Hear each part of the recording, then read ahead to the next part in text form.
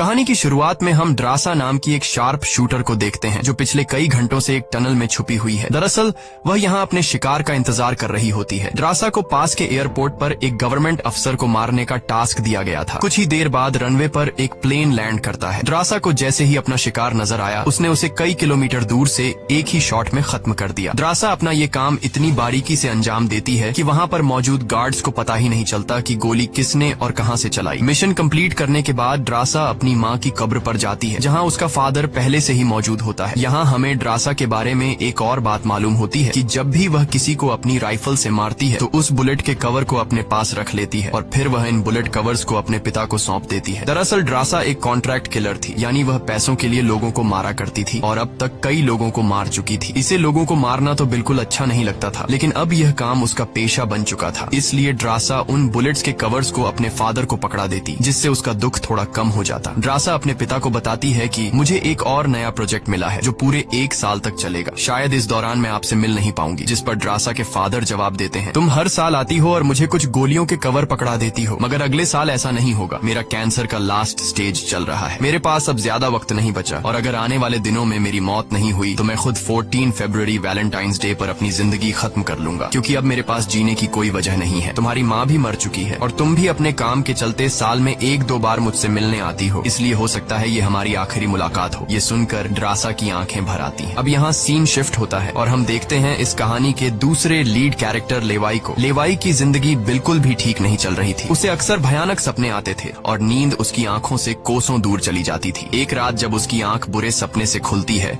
तो लेवाई अपने घर से बाहर निकलकर समुद्र के किनारे पर आता है। यहाँ उसे थोड़ा बेहतर महसूस होता है और वह अपनी डायरी में कुछ लिखने लगता है। तभी लेवाई को अचानक उसके फोन पर एक मैसेज आता है। उस मैसेज में उसे एक एड्रेस दिया गया होता है जहाँ उसे जल्द से जल्द पहुंचने का कहा गया होता है। लेवाई बिना वक्त गंवाए एक मिलिट्री बेस पर पहुंचता है और वहां उसकी मुलाकात होती है एक लेडी ऑफिसर से जिसका नाम बार्तो है। बातचीत के दौरान हमें पता चलता है कि लेवाई कोई आम इंसान नहीं बल्कि एक आर्मी ऑफिसर था, लेकिन अब वह रिटायर हो चुका है। और सिर्फ इतना ही नहीं, वह एक डेडली स्नाइपर भी रह चुका है। वह अब तक 200 से भी ज्यादा लोगों को स्नाइपिंग से मार चुका है। बार्तो लेवाई से कहती है, मैं तुम्हें एक मिशन पर भेजना चाहती हूँ क्योंकि तुम एक बहुत ही अच्छे स्नाइपर हो और ये सिर्फ तुम ही कर सकते हो। लेकिन मिशन पर भेजने से पहले बार्तो लेवाई से एक बहुत ही जरूरी सवाल पूछती है, अगर तुम इस मिशन पर गए तो क्या तुम्हें याद करने वाला पीछे कोई है? ये बात सुनकर लेवाई को कुछ अजीब लगने लगता है, लेकिन फिर वह जवाब देता है, नहीं, मेरा इस दुनिया में अब कोई भी अपना नहीं है। ये सुनकर वो लेडी लेवाई से कहती है, तुम तैयारी कर लो, कुछ घंटे बाद तुम्हें उस मिशन पर भेजा जाएगा और वहाँ तुम्हें 1 साल के लिए रहना है। इसके बाद लेवाई को बेहोश कर दिया जाता है और जब उसकी आंख खुलती है तो वह अपने आप को एक एरोप्लेन में पाता है। लेवाई कुछ समझ नहीं पाता कि आखिर उसे कहाँ ले जाया जा रहा है और उसे किस तरह का मिशन सौंपा गया है। इसलिए लेवाई वहाँ पर मौजूद एक सोल्जर से पूछता है, मुझे कहाँ ले जाया जा रहा है? लेकिन वह सोल्जर लेवाई की इस बात का कोई जवाब नहीं देता, बस इतना कहता है, अपना आईडी और वॉच हमें दे दो, ये सब तुम्हें तब वापस मिलेगा जब तुम्हारा मिशन पूरा हो जाएगा। थोड़ी देर बाद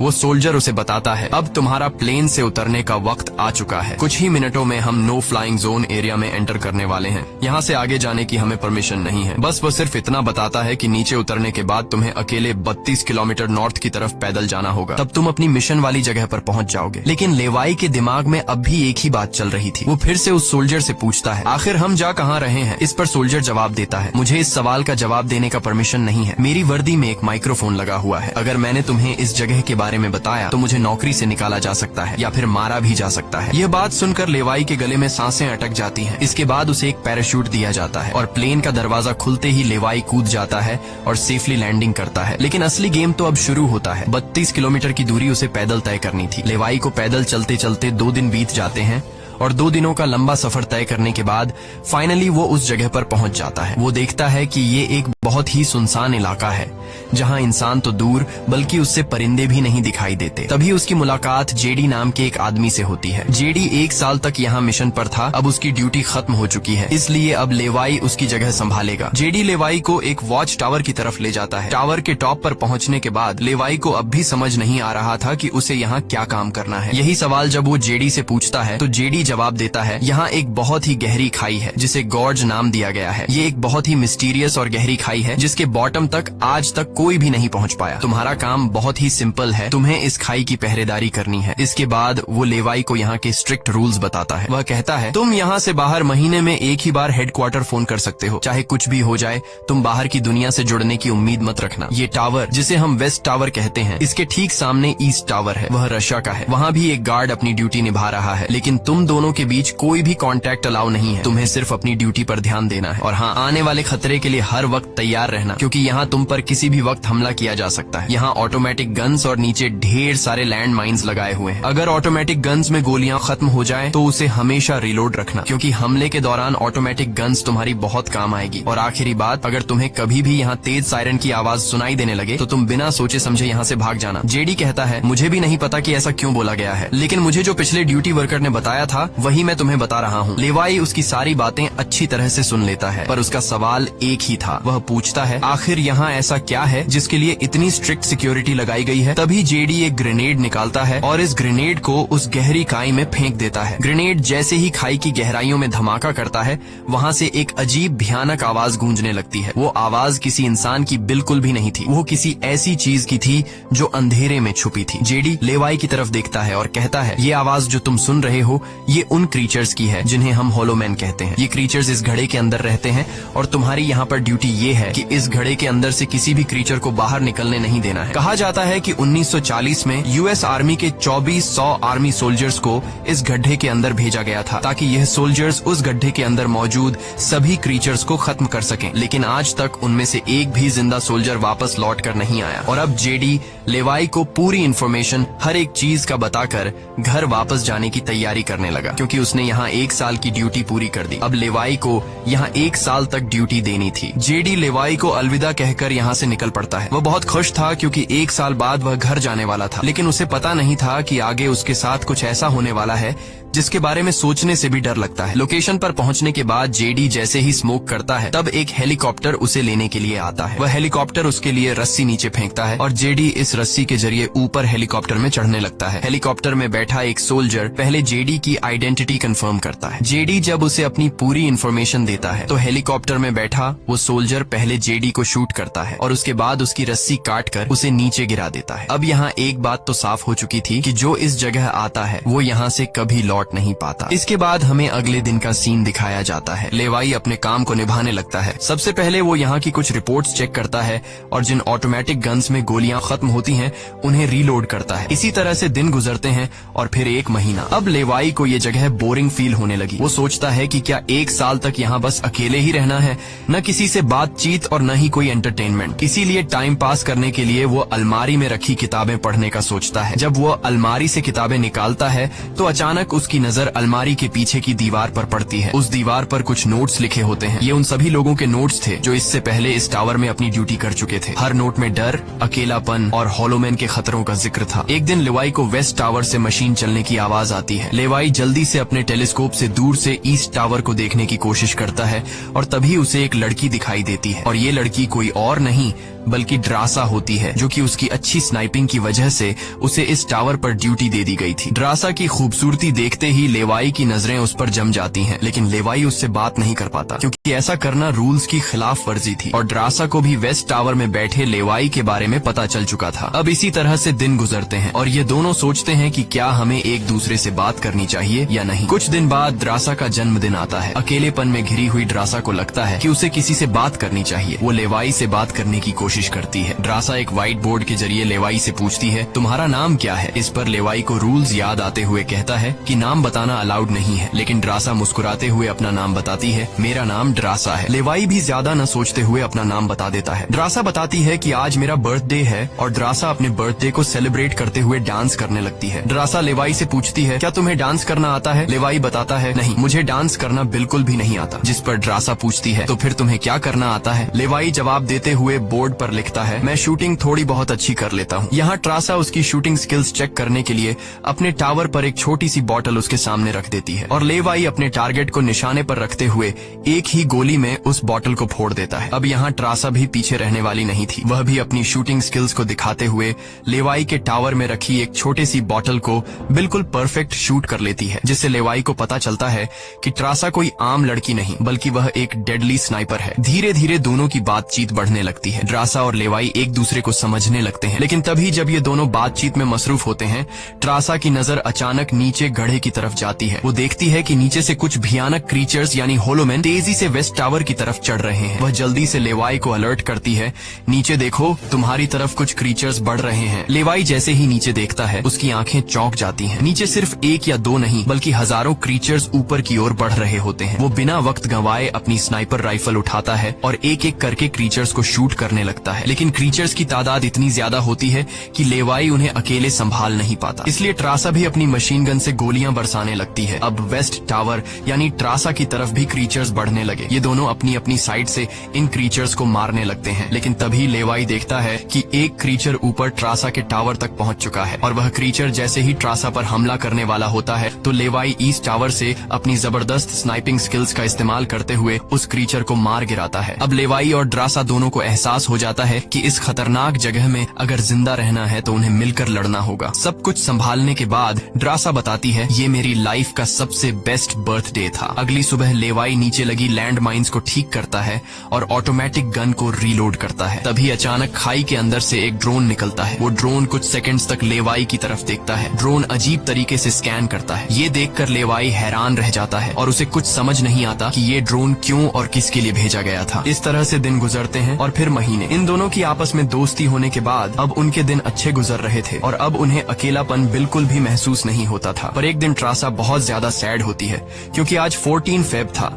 और उसे याद आता है कि उसके फादर ने कहा था कि अगर कैंसर की वजह से आने वाले कुछ दिनों में नहीं मरा तो वो 14 फेब के दिन खुद को मार देगा। और यहाँ ड्रासा बोर्ड पर लिखकर लेवाई को बताती है, आज मैं खुद को बहुत ही अकेली महसूस कर रही हूँ। अगर आज मेरे पास कोई होता तो बहुत अच्छा होता। लेवाई को भी पहले ही दिन से ड्रासा से मिलने का मन था और आज वह खुद को रोक नहीं पाता। वो ड्रासा के पास जाने का प्लान बना लेता है। वह एक रॉकेट लॉन्चर के जरिए ईस्ट टावर तक पहुँचने का जुगाड़ कर लेता है। अगली सुबह वो रॉकेट लॉन्चर का इस्तेमाल करके एक मजबूत रस्सी को ड्रासा की तरफ फेंकता है, जिसके बाद ड्रासा टावर के बाहर आती है और वो रस्सी को मजबूती से एक पेड़ के साथ बांध देती है ताकि लेवाई रस्सी के जरिए लटक कर ईस्ट टावर तक पहुंच जाए। लेवाई बिना देर किए उस रस्सी के सहारे ईस्ट टावर की ओर बढ़ने लगता है, लेकिन बीच में वो अटक जाता है क्योंकि आगे रस्सी की ढलान खत्म हो चुकी थी। इसलिए अब लेवाई हाथों की मदद से आगे बढ़ने लगता है और करीब आधा घंटा हाथों की मदद से सफर करने के बाद वो ड्रासा के टावर तक पहुंच जाता है। ड्रासा उसे वेलकम करती है और कहती है, तुमसे बहुत ही गंदी पसीने की बू आ रही है, इसलिए पहले तुम नहा लो, फिर मैं तुमसे मिलूंगी। लेवाई को ये सुनकर हंसी आ जाती है। वह कुछ कहता नहीं, बस सिर हिलाकर मान जाता है। ड्रासा यहाँ पर शरारत करते हुए उसके कपड़े दूर जाकर छिपा लेती है और सीसीटीवी कैमरा के जरिए लेवाई को देख रही होती है, जो टावर में मौजूद शावर में नहा रहा होता है। उसके बाद लेवाई और ड्रासा एक साथ बैठकर काफी देर तक बातें करते हैं। ड्रासा उससे अपनी पूरी स्टोरी बताती है और बताती है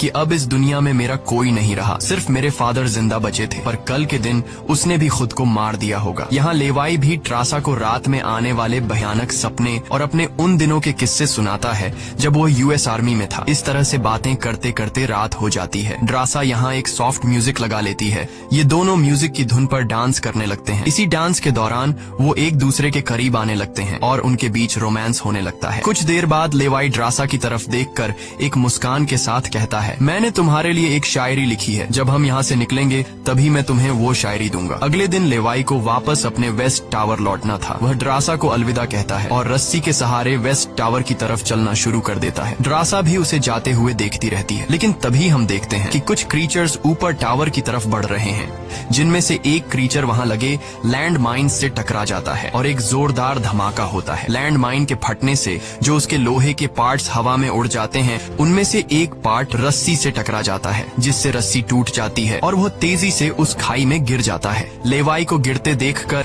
ट्रासा बिना सोचे समझे अपना पैराशूट उठाकर वह भी उस खाई में कूद जाती है। खाई की गहराई में गिरने के बाद ट्रासा पानी की तेज बहाव वाली नदी में बहने लगती है। वह किसी तरह करके नदी से बाहर निकलकर निकालकर किनारे तक पहुंच जाती है। दूसरी तरफ लेवाई की किस्मत अच्छी होती है कि वो एक बड़े से पेड़ पर गिरकर लटक चुका था। इतनी ऊंचाई से गिरने के बाद उसे चोटें तो काफी सारी आ जाती हैं, पर उसकी जान बच जाती है। जैसे ही उसकी आंखें खुलती हैं, वो देखता है कि एक बड़ा कीड़ा उस पर हमला करने के लिए बढ़ रहा है। वो खुद को बचाने की कोशिश करता है, पर तभी पेड़ की लकड़ी टूट जाती है और लेवाई नीचे पेड़ की जड़ों पर गिर जाता है। नीचे गिरते ही पेड़ की जड़ों ने उसे अपनी गिरफ्त में लेने लगती है और लेवाई को जकड़ लेती है। उससे पहले कि ये जड़ें लेवाई को मार देती, वहाँ ट्रासा पहुँच जाती है। वो जल्दी से चाकू निकालकर इन जड़ों को काटने लग जाती है, जिससे लेवाई आजाद हो जाता है। इसके बाद लेवाई और ट्रासा चारों ओर देखने लगते हैं। हर तरफ सन्नाटा और डर का माहौल छाया होता है। तभी अचानक पेड़ों की आड़ से कुछ क्रीचर्स निकलकर उन पर हमला कर देते हैं। यहाँ उनके बीच एक बड़ी फाइट होने लगती है। लेवाई अपनी बंदूक संभालता है और पहली गोली सीधे एक क्रीचर के सर में मारता है। एक के बाद एक दोनों ने मिलकर दोनों क्रीचर्स को खत्म कर दिया। यहाँ लेवाई की नजर क्रीचर की डेड बॉडी पर पड़ती है। वह देखता है कि क्रीचर ने वही आर्मी वर्दी पहन रखी थी जो किसी जमाने में अमेरिकन सोल्जर्स की होती थी। ये देखकर लेवाई के रोंगटे खड़े हो जाते हैं। तभी उसे जेडी की वो बातें याद आती हैं, जब उन्होंने बताया था कि 1940 में 2400 सोल्जर्स के एक बड़े ग्रुप को इस खाई में भेजा गया था और वो सैनिक कभी वापस नहीं लौटे थे। उसके बाद लेवाई और ट्रासा एक अजीब भयानक सी जगह पर पहुंच जाते हैं। यहाँ का मंजर किसी बुरे सपने जैसा था। हर तरफ इंसानों के सड़े गले शरीर पड़े थे और सबसे अजीब बात यह थी कि इन शरीरों के अंदर से पेड़ पौधे उग आए थे। ऐसा लग रहा था जैसे कोई जानलेवा वायरस ने इस जगह को अपनी गिरफ्त में ले लिया हो। तभी अचानक पेड़ों के बीच से कुछ हलचल होती है। लेवाई और ट्रासा समझ जाते हैं कि क्रीचर्स एक बार फिर उनका पीछा कर रहे हैं। डर के मारे यह दोनों तेजी से भागने लगते हैं और एक टूटी फूटी चर्च में घुस जाते हैं। दरवाजा बंद करने के बाद सामने उन्हें एक अजीब सा नजारा दिखता है। हर तरफ इंसानों की लाशें पड़ी हुई थीं। उनकी हालत देखकर ऐसा लग रहा था जैसे उन्होंने खुद अपनी जान ले ली हो ताकि इस वायरस से बच सकें। अचानक एक बड़ी मकड़ी ट्रासा के ऊपर कूद पड़ती है और ढेर सारी और भी मकड़ियाँ निकल आती हैं। ये मकड़ियाँ साइज में काफी बड़ी होती हैं। जैसे ही स्पाइडर उन पर हमला करता है, लेवाई और ट्रासा मिलकर उसे खत्म कर देते हैं। दूसरी तरफ चर्च का दरवाजा वो क्रीचर तोड़कर अंदर आ जाते हैं। लेवाई और ट्रासा अपनी जान बचाने के लिए उन पर फायरिंग शुरू कर देते हैं और जैसे तैसे करके उनसे अपनी जान छुड़ाकर चर्च से बाहर निकल आते हैं। तभी लेवाई की नजर सामने पहाड़ में बनी एक पुरानी सुरंग पर पड़ती है। वह दोनों फौरन उस सुरंग के अंदर घुस जाते हैं। अंदर जाकर उन्हें पता लगता है कि असल में यह एक पुरानी लैब है। यहाँ हर जगह टूटी फूटी कांच, मशीन्स और पुराने जंग लगे हुए कंटेनर्स पड़े थे। यहाँ लेवाई को एक पुराना डीवीडी कैसेट मिलता है। लेवाई डीवीडी को प्ले करता है और स्क्रीन पर एक लड़की नजर आती है। वह लड़की कहती है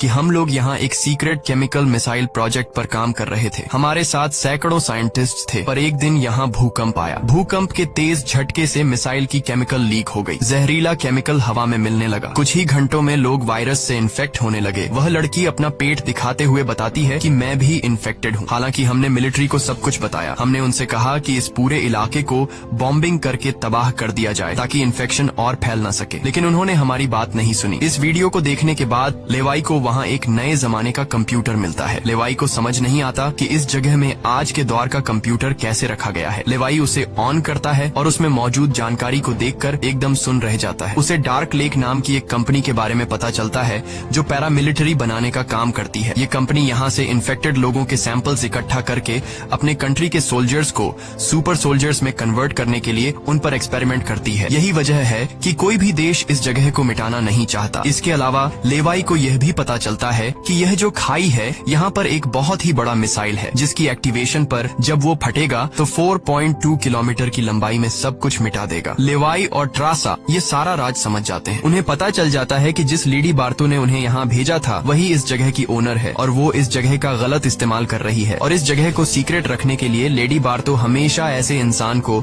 यहाँ पर ड्यूटी के लिए चुनती थी जिसका पीछे कोई पूछने वाला नहीं हो, और उस इंसान को यहाँ साल भर ड्यूटी करने के बाद मार दिया जाता, जिस तरह से जेडी को मार दिया गया था, ताकि वो बाहर आकर दुनिया को इस जगह के बारे में नहीं बता सके। ये सब जानने के बाद जैसे ही ये दोनों वहाँ से निकलते हैं, तभी एक घुड़सवार क्रीचर ट्रासा को रस्सी से जकड़कर अपने साथ ले जाता है। लेवाई ट्रासा की तलाश में यहाँ वहाँ भटकता है, लेकिन उसे ट्रासा कहीं दिखाई नहीं दे रही थी। तभी लेवाई एक ऐसी जगह पर पहुँचता है जहाँ एक बड़ी मिसाइल रखी हुई थी। ये वही मिसाइल थी जिसके बारे में डार्क लेक कंपनी के कंप्यूटर से लेवाई को जानकारी मिली थी। लेवाई को सब कुछ साफ समझ आ चुका था। असल में वॉच टावर में पहले रह चुके लोग जब यह कहते थे कि अगर सायरन की आवाज सुनाई दे तो जितनी जल्दी हो सके यहाँ से भाग जाना चाहिए, वो दरअसल इस मिसाइल की ही बात कर रहे थे। दूसरी तरफ ट्रासा अब उस क्रीचर के कब्जे में थी। ट्रासा खुद को छुड़ाने की कोशिश करती है और जैसे तैसे करके वो खुद को छुड़ा लेती है। आजाद होते ही ट्रासा और क्रीचर के बीच फाइट छिड़ जाती है। लेवाई भी ट्रासा को ढूंढते ढूंढते वहाँ पहुँच जाता है और वह भी फौरन क्रीचर पर हमला कर देता है और ये दोनों मिलकर उसे आग लगाकर जला देते हैं। और अब बारी आती है इन लोगों की यहाँ से निकलने की, मगर आगे का रास्ता और भी ज्यादा मुश्किल था। जैसे ही लेवाई और ट्रासा आगे बढ़ते हैं, सामने एक खतरनाक इलाका आता है जहाँ से निकलना एक बहुत ही बड़ा चैलेंज था। यहाँ इंसान और पौधे आपस में पूरी तरह से जुड़े हुए थे, जैसे कि वह किसी खतरनाक एक्सपेरिमेंट का नतीजा हो। खैर, ये लोग हर कदम को संभाल कर रखते हुए आगे बढ़ते हैं कि तभी ट्रासा का पैर फिसल जाता है, जिससे ये पौधे एक्टिवेट हो जाते हैं। वो ट्रासा को जकड़ लेते हैं, लेकिन यहाँ लेवाई हिम्मत दिखाते हुए आगे बढ़ता है और अपनी पूरी ताकत से ट्रासा को छुड़ा लेता है। वह बॉम्ब का इस्तेमाल करके वहाँ के पूरे प्लांट सिस्टम को उड़ा देता है। लेवाई ट्रासा को लेकर वहाँ से बाहर निकल आता है। थोड़ा सा आगे चलने के बाद उन्हें एक गैराज नजर आता है जहाँ पर एक गाड़ी खड़ी होती है। ये दोनों जल्दी से उस गाड़ी में बैठ जाते हैं और उस जगह से निकलने की कोशिश करने लगते हैं। आखिरकार कुछ दूरी तय करने के बाद उन्हें एक रस्सी नजर आती है जो ऊपर वॉच टावर तक जाती थी, लेकिन अब वो क्रीचर्स भी उनका पीछा करते हुए वहाँ तक पहुँच चुके थे। अब यहाँ रस्सी को हाथों से पकड़कर ये लोग अगर ऊपर चढ़ते तो ये क्रीचर्स इन्हें मार देते। इसलिए लेवाई समझदारी से काम लेते हुए जीप को रस्सी से बांधकर ऊपर चढ़ने लगते हैं। ये लोग जीप को इसलिए रस्सी से बांध लेते हैं ताकि ये दोनों जीप में बैठकर उनके हाथ क्रीचर्स के साथ लड़ने के लिए फ्री हों। वो क्रीचर्स उन पर हमला करते हैं और यहाँ उनके बीच एक बड़ी फाइट होती है, लेकिन वो क्रीचर्स तादाद में काफी ज्यादा थे, इसलिए वो इन पर भारी पड़ रहे थे। यहाँ लेवाई के दिमाग में एक आइडिया आता है। वह जीप की पेट्रोल टैंक इन क्रीचर्स पर लीक कर देता है, जिससे निकलने वाले तेल को आग लगाकर उन सभी क्रीचर्स को जला देता है और आखिर में ये लोग उस जीप की रस्सी काटकर उसे नीचे छोड़ देते हैं, जिससे वो सभी क्रीचर्स मारे जाते हैं। इस तरह से ये लोग फाइनली ऊपर चढ़ने में कामयाब हो जाते हैं। अब इन दोनों को पता चल चुका था कि अगर ये दोनों यहाँ साल भर ड्यूटी कर भी लें तब भी आखिर में इन दोनों को मार दिया जाएगा। इसीलिए अब ये दोनों एक बड़ा फैसला करते हैं कि अब वो इस जगह की रक्षा नहीं करेंगे बल्कि इस जगह को तबाह कर देंगे, ताकि इनकी तरह कोई दूसरा सोल्जर यहाँ पर न फंस सके और इस जगह का गलत इस्तेमाल बंद हो जाए। ये सब करने के बाद ये दोनों यहाँ से दूर जाकर एक नई जिंदगी की शुरुआत करेंगे। यहाँ ट्रासा कहती है, मेरे पास फ्रांस में छुपने के लिए एक जगह है, हम वहाँ जाकर शादी करेंगे और आगे की जिंदगी वहीं पर बिताएंगे। लेवाई ट्रासा की बात मान जाता है और अब वह कहता है, मुझे वापस अपने टावर पर जाना होगा। मैं वहाँ जाकर टावर में एक बॉम्ब फिट करूंगा और साथ ही इस मिसाइल को भी एक्टिवेट कर दूंगा, जिससे यह पूरी जगह तबाह हो जाएगी। जिसके बाद लेवाई रस्सी की मदद से अपने टावर तक पहुँच जाता है। इस बीच लेडी बार्तो लेवाई से कांटेक्ट करती है और सवाल करती है, क्या तुम इस गड्ढे के अंदर गए थे, क्योंकि किसी ने हमारे कंप्यूटर को ऑन किया है। लेवाई यहाँ पर झूठ बोलकर बताता है, नहीं, मैं वहाँ नहीं गया था। लेकिन बार्तो जानती है कि लेवाई झूठ बोल रहा है। उन्होंने सिक्योरिटी कैमरास में सब कुछ देख लिया था कि लेवाई और ट्रासा दोनों गड्ढे के अंदर गए थे। फिर भी वो अपनी बात को आगे बढ़ाते हुए कहती है, अगर तुम नहीं गए तो फिर जाहिर सी बात है कि यह सारा काम उस वेस्ट टावर वाले गार्ड का है। तुम एक काम करो कि उस वेस्ट टावर वाले इंसान यानी ट्रासा को मार दो, क्योंकि उसने रूल तोड़ा है। यहाँ लेवाई हाँ तो बोल देता है, लेकिन बार्तो को पता चल चुका था कि यह उसे नहीं मारेगा और वह समझ चुकी थी कि ये दोनों अब यहाँ से भागने वाले हैं और बाहर जाकर दुनिया को इस जगह के बारे में बता देंगे। इसीलिए वह खुद हेलीकॉप्टर में यहाँ पहुँचती है। लेकिन बार्तो के पहुँचने से पहले ये दोनों अपनी पूरी तैयारी कर चुके थे। लेवाई टावर से काफी दूर जाकर अपनी लाइफ का सबसे लंबा शॉट लेता है और सीधा उस टावर पर गोली मारता है जो सीधा नीचे मिसाइल से कनेक्ट था, जिससे एक तेज सायरन बजने लगता है। अब उनके पास टाइम कम था। ये दोनों तेजी से भागने लगते हैं क्योंकि जब मिसाइल फटेगी तो वह 4.2 किलोमीटर के एरिया को तबाह कर देगी। लेवाई और ट्रासा दोनों पूरी ताकत से जंगल की ओर भागने लगते हैं। ट्रासा अपनी जान बचाते हुए उस जगह से काफी दूर निकल जाती है, लेकिन लेवाई के पैर में चोट आई थी जिससे वह तेज नहीं भाग सकता था। दूसरी तरफ बार्तो को भी यह समझ आ चुका था कि जल्द ही मिसाइल ब्लास्ट होने वाला है। ठीक इसी वक्त मिसाइल एक्टिवेट हो जाती है और एक बहुत ही बड़ा धमाका होता है जिससे पूरी खाई तबाह होने लगती है। ये ब्लास्ट इतना भयानक था कि उसके लपटने और झटके दूर तक फैल गए, जिसमें बार्तो का हेलीकॉप्टर भी उस धमाके की चपेट में आ जाता है और वह वहीं मारी जाती है। ट्रासा ने तो 4.2 किलोमीटर का फासला तय कर लिया था, लेकिन लेवाई उस धमाके की लपेट में आ जाता है और धमाके से आने वाली तेज हवा उसे पानी में गिरा देती है। दूसरी तरफ खाई में सभी क्रीचर्स मारे जाते हैं। अब सिर्फ ट्रासा उस धमाके में जिंदा बच गई थी और वह एक ऊंची जगह पर खड़ी होकर लेवाई का इंतजार करने लगी। इंतजार करते करते रात हो जाती है, लेकिन लेवाई का कोई अता पता नहीं चलता। वो समझ जाती है कि अब लेवाई जिंदा नहीं रहा, जिसके बाद कहानी यहाँ से कुछ महीने आगे शिफ्ट होती है। ट्रासा लेवाई की लिखी हुई कविता को पढ़ती है। हर एक शब्द में उसे लेवाई की यादें महसूस होती हैं। आंखों में आंसू लिए वो अपने दिल को संभालने की कोशिश करती है। अब ट्रासा एक नई जिंदगी की शुरुआत करते हुए फ्रांस के एक होटल में वेट्रेस की जॉब करने लगती है। लेकिन फिर अचानक एक दिन ट्रासा के सामने लेवाई आकर खड़ा हो जाता है। वह जिंदा था। लेवाई को देखकर ट्रासा की आंखें खुली की खुली रह जाती हैं। वह खुशी के मारे दौड़कर लेवाई को गले लगाती है और इसी के साथ यह कहानी खत्म हो जाती है। अगर वीडियो आपको अच्छी लगी हो तो हमारे चैनल को सब्सक्राइब और वीडियो को लाइक जरूर कीजिएगा।